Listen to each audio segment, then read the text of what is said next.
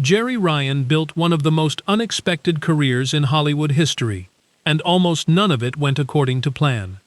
Born in Munich in 1968 to an army sergeant and his wife, she spent her childhood constantly uprooting.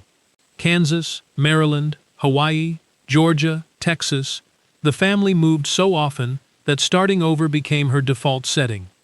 Being the perpetual new kid was hard, but it quietly taught her something invaluable: how to walk into an unfamiliar room and find her footing. It was a skill she'd rely on for the rest of her life. When her father retired and the family finally settled in Paducah, Kentucky, Jeri discovered the school stage, and something clicked. She was a National Merit Scholar, academically sharp, but it was performing that made her feel truly at home. She went on to study theater at Northwestern University, competed in beauty pageants on the side, reached the top 4 at Miss America 1990, and then did something that surprised a lot of people. She walked away from that world entirely and headed to Los Angeles to become an actress. Hollywood wasn't waiting for her. For years, she picked up guest spots on shows like Matlock, Melrose Place, and Murder, She Wrote. Enough to keep going, not enough to break through. There were auditions that went nowhere, projects that dissolved, and moments when she seriously considered quitting and going to law school instead. But every time she got close to walking away, she gave herself one more chance. That stubbornness paid off, though not in the way she expected. In 1996, she landed a recurring role in Dark Skies, only to watch it get cancelled after one season. Then, almost immediately after, came an offer to audition for Star Trek: Voyager. She turned it down 4 times. She barely knew what the Borg were. What eventually changed her mind wasn't the promise of fame, it was the character herself.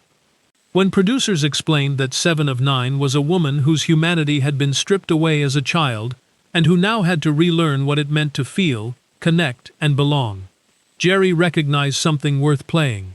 She took the role. The response was enormous. Voyager's ratings reportedly climbed around 60% after 7 joined the cast, and Paramount's promotional machine went into overdrive. That level of attention, however, created real tension behind the scenes. According to cast members' later accounts, some of the original ensemble felt sidelined as the writers poured their energy into the new character.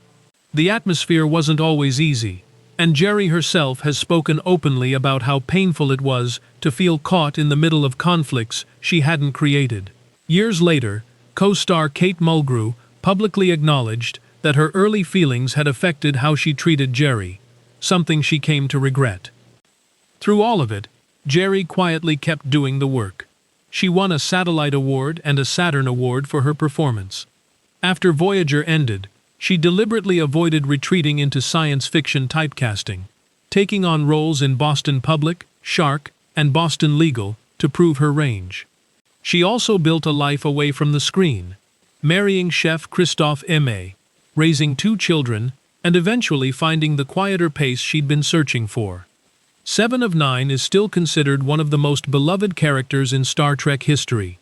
But the real story isn't the catsuit or the ratings spike. It's a woman who kept starting over, kept showing up, and never let one role, even an iconic one, become her ceiling. If that kind of story stays with you, hit like and subscribe. There are plenty more like it.